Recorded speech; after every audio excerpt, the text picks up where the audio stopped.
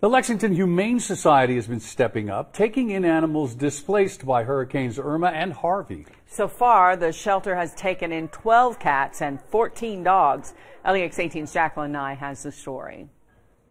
The Lexington Humane Society is providing a warm and dry place for some cats taken from Florida shelters before Hurricane Irma hit. We had partnered with an animal rescue group in Florida, and they were able to load the animals onto a plane and flew them to Columbus, where our team met them and was able to bring back about a dozen cats.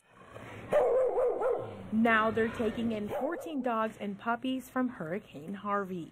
We have a mix of lots of different dogs here, 2 of them which are heartworm positive, so we will be looking to our foster parents to help us out with that. The Humane Society says they could not help the animals that are displaced by the hurricanes without the support from the community, and the best way to do so is to adopt. You have been thinking about adding to your family. Now is the time to react. Make sure to do your homework on the types of animals you're interested in. We have lots and lots of wonderful animals available for adoption, and we will have lots more, as you know, available for adoption. All to save the lives of animals going through hard times. With all of the devastation and all of the horrible stories that you're hearing and heartbreaking stories that you're hearing from Texas and Florida and the Florida Keys and everywhere, we are very happy to be able to give these animals a happy ending. Covering the news in Lexington, Jacqueline Nye, LEX 18 News.